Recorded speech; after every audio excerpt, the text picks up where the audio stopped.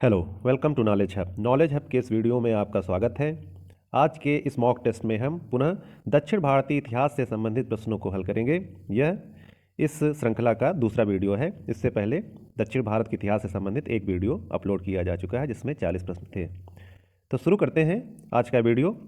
इसमें 40 प्रश्न होंगे। 40 प्रश्नों में आपने कितने प्रश्नों के सही जवाब दिए उनको कमेंट बॉक्स में जरूर बताएं। 41वां प्रश्न है, महाभारत का भारत वेड़वा नाम से तमिल में किसने अनुवाद किया? ऑप्शन ए तोलकाप्पियर ने, बी इलांगो अडिगल ने, सी शीतलय सतनार ने या फिर डी पेरुन देवनार ने। 41वें प्रश्न का सही उत्तर होगा ऑप्शन डी पेरुन देवनार ने। पेरुन देवनार ने महाभारत का भारत वेड़वा नाम से तमिल में अनुवाद किया था। 42वां प्रश्न है, मामल्लपुरम के मंडप मंदिरों एवं रथ मंदिरों सब पगोडा का निर्माण किसने करवाया? ऑप्शन ए महेंद्र वर्मन प्रथम ने, बी नरसिंह वर्मन प्रथम मामल ने, सी नरसिंह वर्मन द्वितीय राज सिंह ने या फिर डी नंदी वर्मन अपराजित ने। 42वें प्रश्न का सही उत्तर होगा ऑप्शन बी नरसिंह वर्मन प्रथम मामल ने, ऑप्शन नंबर बी। 43वां प्रश्न है, किस मंदिर को राज सिद्धेश्वर मंदिर भी कहा जाता है? राज सिंहेश्वर या राज सिद्धेश्वर मंदिर भी कहा जाता है। ऑप्शन ए कांची का कैलाशनाथ मंदिर, बी कांची का मुक्तेश्वर मंदिर, सी कांची का मातंगेश्वर मंदिर, डी गुड़िमल्लम का परशुरामेश्वर मंदिर। 43वें प्रश्न का सही उत्तर होगा ऑप्शन ए कांची का कैलाशनाथ मंदिर। कांची के कैलाशनाथ मंदिर को राज सिंहेश्वर या राज सिद्धेश्वर मंदिर भी कहा जाता है। 44वां प्रश्न है, राजेंद्र चोल द्वारा किए गए बंगाल अभियान के समय बंगाल का शासक कौन था? ऑप्शन ए महिपाल द्वितीय, बी नयपाल, सी देवपाल, डी महिपाल प्रथम। 44वें प्रश्न का सही उत्तर है ऑप्शन डी महिपाल प्रथम। 45वां प्रश्न है, 8वीं सदी के प्रारंभ में निम्नलिखित में से किसने जोरोएस्ट्रियनों पारसियों को शरण दी जो पर्सिया ईरान से समुद्र द्वारा फरार होकर तटीय रास्ते से पश्चिमी भारत पहुंचे थे? ऑप्शन ए चालुक्यों ने, बी चोलों ने, सी होयसालों ने, डी राष्ट्रकूटों ने। 45वें प्रश्न का सही उत्तर होगा ऑप्शन डी राष्ट्रकूटों ने, ऑप्शन डी। 46वां प्रश्न है, वेंगी के चालुक्य राज्य का चोल साम्राज्य में विलय किसने किया? ऑप्शन ए राजा प्रथम, बी राजेंद्र प्रथम ने, सी राजेंद्र द्वितीय ने, डी राजेंद्र तृतीय ने। राजेंद्र तृतीय को कुलोत्तुंग चोल प्रथम भी कहा जाता है। 46वें प्रश्न का सही उत्तर होगा ऑप्शन डी राजेंद्र तृतीय कुलोत्तुंग चोल प्रथम, ऑप्शन डी। 47वां प्रश्न है, चालुक्य विक्रम संवत का प्रचलन किसने किया? ऑप्शन ए तैलप द्वितीय ने, बी सोमेश्वर प्रथम ने, सी विक्रमादित्य षष्ठम ने, डी सोमेश्वर चतुर्थ ने। 47वें प्रश्न का सही उत्तर होगा ऑप्शन सी विक्रमादित्य षष्ठम ने, ऑप्शन नंबर सी। 48वां प्रश्न है, विक्रमांक चरित का रचयिता विल्हड़ एवं मिताक्षरा के रचनाकार विज्ञानेश्वर के संरक्षक शासक कौन थे? ऑप्शन ए तैलप द्वितीय, बी विक्रमादित्य षष्ठम, सी सोमेश्वर प्रथम, डी सोमेश्वर चतुर्थ। 48वें प्रश्न का सही उत्तर होगा ऑप्शन बी विक्रमादित्य षष्ठम, ऑप्शन डी। 48 का बी ऑप्शन सही है। 48 के बाद 49 नंबर प्रश्न है, मिताक्षरा की विषय वस्तु क्या है? मिताक्षरा की विषय वस्तु क्या है ये बताना है। ऑप्शन ए आयुर्वेद, बी खगोल, सी काव्य शास्त्र या फिर डी हिंदू पारिवारिक विधि संहिता। 49वें प्रश्न का सही उत्तर होगा ऑप्शन डी हिंदू पारिवारिक विधि संहिता, ऑप्शन डी। मिताक्षरा में हिंदू पारिवारिक विधि संहिता का वर्णन है। 50वां प्रश्न है, पल्लवों की राजभाषा क्या थी? Option A Sanskrit, B Tamil, C Prakrit या फिर डी इनमें से कोई नहीं। 50वें प्रश्न का सही जवाब है option A Sanskrit, option number A. 51वां प्रश्न है,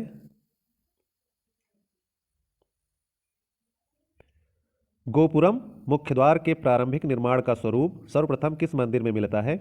ऑप्शन ए कांची का कैलाशनाथ मंदिर, बी तंजौर का बृहदीश्वर मंदिर, सी गंगैकोंड चोलपुरम का मंदिर या फिर डी इनमें से कोई नहीं। 51वें प्रश्न का सही जवाब होगा ऑप्शन नंबर ए कांची का कैलाशनाथ मंदिर, ऑप्शन ए। 52वां प्रश्न है, 12वीं सदी के राष्ट्रकूट वंश के 5 शिलालेख किस राज्य में मिले हैं? Option A Tamil Nadu, B Karnataka, C Kerala, D Maharashtra. 52वें प्रश्न का सही उत्तर होगा ऑप्शन बी कर्नाटक। 12वीं सदी के राष्ट्रकूट वंश के 5 शिलालेख कर्नाटक राज्य में मिले हैं। 53वां प्रश्न है, निम्नांकित राजवंशों में से किसके शासक अपने शासनकाल में ही अपना उत्तराधिकारी घोषित कर देते थे? Option A Chalukya, B Chola, C Kadamba, D Kalachuri. 53वें प्रश्न का सही उत्तर होगा option B Chola, option B Chola. 54वां प्रश्न है, दक्षिणी भारत का तक्कोलम का युद्ध हुआ था किनके बीच? ऑप्शन ए चोल एवं उत्तर चालुक्यों के मध्य, बी चोल एवं राष्ट्रकूटों के मध्य, सी चोल एवं होयसाल के मध्य, डी चोल एवं पांड्यों के मध्य। 54वें प्रश्न का सही उत्तर होगा ऑप्शन बी चोल एवं राष्ट्रकूटों के मध्य तक्कोलम का युद्ध हुआ था। ऑप्शन बी चोल एवं राष्ट्रकूटों के मध्य। 55वां प्रश्न है, एलोरा गुफाओं का निर्माण कराया था? ऑप्शन ए पल्लवों ने, बी चोलों ने, सी राष्ट्रकूटों ने, डी पालों ने। 55वें प्रश्न का सही उत्तर है ऑप्शन सी राष्ट्रकूटों ने। 55 का ऑप्शन सी सही है। 56वां प्रश्न है, द्रविड़ शैली के मंदिरों में गोपुरम से तात्पर्य है किस चीज से है? ऑप्शन ए गर्भगृह से, बी दीवार पर की गई चित्रकारी से, सी शिखर से, या फिर डी तोरण के ऊपर बने अलंकृत एवं बहुमंजिला भवन से। 56वें प्रश्न का सही उत्तर होगा ऑप्शन डी तोरण के ऊपर बने अलंकृत एवं बहुमंजिला भवन से, ऑप्शन नंबर डी। 57वां प्रश्न है, एलोरा में गुफाओं व शैलकृत मंदिरों का संबंध केवल ऑप्शन ए बौद्धों से है, बी बौद्धों एवं जैनों से है, सी हिंदुओं एवं जैनों से है, या फिर डी हिंदुओं बौद्धों एवं जैनों तीनों से है। 57वें प्रश्न का सही उत्तर होगा ऑप्शन नंबर डी हिंदुओं बौद्धों एवं जैनों तीनों लोगों से, तीनों मतावलंबियों से है। 58वां प्रश्न है, निम्नलिखित में से चोल प्रशासन की विशेषता क्या थी? ऑप्शन ए साम्राज्य का मंडल में विभाजन, बी ग्राम प्रशासन की स्वायत्तता, सी राज्य में मंत्रियों को समस्त अधिकार, या फिर डी कर संग्रह प्रणाली का सस्ता एवं उचित होना। 58वें प्रश्न का सही उत्तर होगा ऑप्शन नंबर बी ग्राम प्रशासन की स्वायत्तता, ऑप्शन नंबर बी। 59वां प्रश्न है, चोलों का राज्य किस क्षेत्र में फैला हुआ था? ऑप्शन ए विजयनगर क्षेत्र में, बी मालाबार क्षेत्र में, सी दक्कन का पठार, डी कोरोमंडल तट दक्कन के कुछ भाग।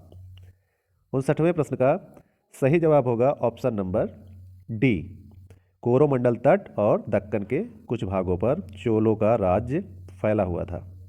60वां प्रश्न है, चोल शासकों के समय में बनी हुई प्रतिमाओं में सबसे अधिक विख्यात हुई? ऑप्शन ए पत्थर की प्रतिमाएं, बी संगमरमर की प्रतिमाएं, सी विष्णु भगवान की प्रस्तर प्रतिमाएं, या फिर डी नटराज शिव की कांस्य प्रतिमाएं।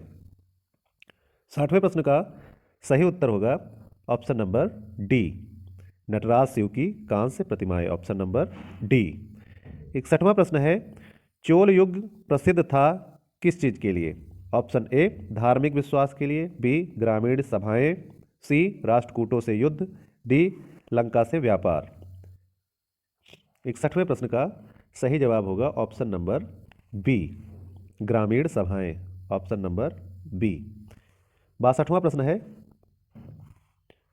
किस राष्ट्रकूट शासक ने रामेश्वरम में विजय स्तंभ एवं देवालय की स्थापना की थी? ऑप्शन ए कृष्ण प्रथम, बी कृष्ण द्वितीय, सी कृष्ण तृतीय, या फिर डी इंद्र तृतीय। 62वें प्रश्न का सही जवाब है ऑप्शन नंबर सी कृष्ण तृतीय, ऑप्शन सी।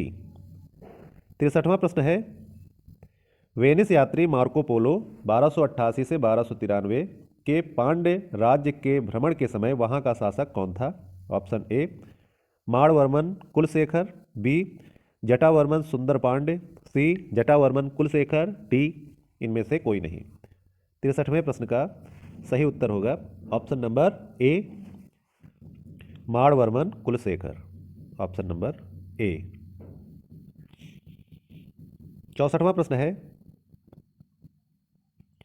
एलोरा के प्रसिद्ध कैलाश मंदिर का निर्माण किसने कराया था? Option A Dantidurga, B Krishna प्रथम, सी ध्रुव या धारावर्ष ने, या फिर डी गोविंद तृतीय ने। इस प्रश्न का सही उत्तर होगा ऑप्शन नंबर बी, कृष्ण प्रथम। Option number B.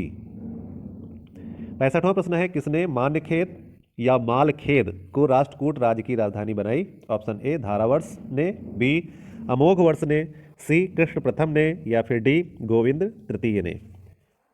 65वें प्रश्न का सही उत्तर होगा ऑप्शन नंबर बी, अमोघ वर्ष ने। Option B. 66वां प्रश्न है, किसने कन्नड़ काव्यशास्त्र की प्राचीनतम कृति कविराज मार्ग की रचना की? ऑप्शन ए कृष्ण प्रथम, बी अमोघ वर्ष, सी ध्रुव या धारावर्ष, या फिर डी गोविंद तृतीय। 66वें प्रश्न का सही उत्तर होगा ऑप्शन नंबर बी, अमोघ वर्ष ने। अमोघ वर्ष ने कन्नड़ काव्यशास्त्र की प्राचीनतम कृति कविराज मार्ग की रचना की थी। 67वां प्रश्न है, राष्ट्रकूट काल में राष्ट्र यानी प्रांत का प्रधान क्या कहलाता था? ऑप्शन ए राष्ट्रपति, बी राष्ट्रिक, सी रठिक, या फिर डी विषयपति। 67वें प्रश्न का सही उत्तर होगा ऑप्शन नंबर ए, राष्ट्रपति। ऑप्शन नंबर ए। 68वां प्रश्न है, किस राजवंश का काल कन्नड़ साहित्य के उत्पत्ति का काल माना जाता है? Option A Satavahana, B Rashtrakuta, C Chola, D इनमें से कोई नहीं। 68वें प्रश्न का सही उत्तर होगा option number B, Rashtrakuta. Option number B. 69वां प्रश्न है, राष्ट्रकुल कालीन कन्नड़ साहित्य के त्रिरत्न में शामिल नहीं था? Option A Pampa, B Ponna, C Ranna, D Sayana. 69वें प्रश्न का सही उत्तर होगा option number D, Sayana. Sayana. 70वां प्रश्न है, सुमेलित कीजिए सूची 1 ग्रंथकार से, सूची 2 ग्रंथ से। ए पंप ग्रंथकार थे किस चीज के? मिलान कर लेते हैं। 70 तो पंप जो थे आर्य पुराण के रचनाकार थे, ए का पहला सही है। पोन्न, पोन्न थे शांति पुराण के। रन्न, रन्न थे अजित पुराण के, सी का तीसरा। और सकटायन अमोघ वृत्ति के ग्रंथ के रचनाकार थे। इस तरह से इस प्रश्न का सही जवाब होगा option number 1, 2, 3, 4, option number A. 71वां प्रश्न है, राष्ट्रकूट कालीन स्थापत्य कला के नमूने मिलते हैं? ऑप्शन ए एलोरा से, बी एलिफेंटा से, सी ए और बी दोनों से, या फिर डी इनमें से कोई नहीं। 71वें प्रश्न का सही जवाब होगा ऑप्शन नंबर सी, ए और बी दोनों, यानी एलोरा और एलिफेंटा दोनों जगहों से। 72वां प्रश्न है, रावण की खाई, दशावतार, कैलाश गुफा मंदिर आदि मिलते हैं कहाँ पर? ऑप्शन ए एलोरा में, बी एलिफेंटा में, सी तंजौर में, या फिर डी इनमें से कोई नहीं। 72वें प्रश्न का सही जवाब है ऑप्शन नंबर ए, एलोरा में। Option A. 73वां प्रश्न है, बंबई से 6 मील दूर धारापुरी या धारानगरी में स्थित गुफाएं कौन हैं? Option A Ellora, B Elephanta, C Kanheri, या फिर डी इनमें से कोई नहीं। 73वें प्रश्न का सही उत्तर होगा ऑप्शन नंबर बी एलिफेंटा। 74वां प्रश्न है, निम्न कथनों पर विचार कीजिए। 1. चोलों ने पांड्य तथा चेर शासकों को पराजित कर प्रायद्वीपीय भारत पर प्रारंभिक मध्यकालीन समय में अपना प्रभुत्व स्थापित किया। 2. चोलों ने दक्षिण पूर्वी एशिया के शैलेंद्र साम्राज्य के विरुद्ध सैन्य चढ़ाई की तथा कुछ क्षेत्रों को जीता। इन कथनों में से कौन सा या कौन से सही हैं या हैं? ऑप्शन ए केवल 1, बी केवल 2, सी दोनों 1 और 2, या फिर डी दोनों में से कोई नहीं। तो यहाँ पर देखते हैं 2 कथन दिए हुए हैं। दोनों कथन में ये पहला वाला कथन भी सही है और दूसरा वाला भी कथन सही है। इस तरह से इस प्रश्न का सही जवाब होगा ऑप्शन नंबर सी, दोनों, 1 और 2। 75वां प्रश्न है, होयसाल स्मारक पाए जाते हैं ऑप्शन ए हम्पी और हासपेट में, बी हलेबीड और बेलूर में, सी मैसूर और बंगलुरु में, या फिर डी श्रृंगेरी और धारवाड़ में। तो होयसाल स्मारक कहाँ पाए जाते हैं? 75वें प्रश्न का सही जवाब होगा ऑप्शन नंबर बी हलेबीड और बेलूर में, ऑप्शन नंबर बी। 76वां प्रश्न है, चोलों द्वारा किसके साथ घनिष्ठ राजनीतिक तथा वैवाहिक संबंध स्थापित किया गया? ऑप्शन ए वेंगी के चालुक्य, बी कल्याणी के चालुक्य, सी बादामी के चालुक्य, या फिर डी इनमें से कोई नहीं। 76वें प्रश्न का सही जवाब है ऑप्शन नंबर ए वेंगी के चालुक्य।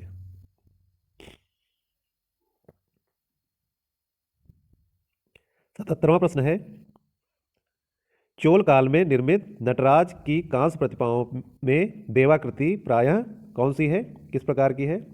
ऑप्शन ए अष्टभुज है, बी षडभुज है, सी चतुर्भुज है, या फिर डी द्विभुज है। इस प्रश्न का सही जवाब होगा ऑप्शन नंबर सी, चतुर्भुज आकार की है। ऑप्शन नंबर सी चतुर्भुजीय है। 78वां प्रश्न है,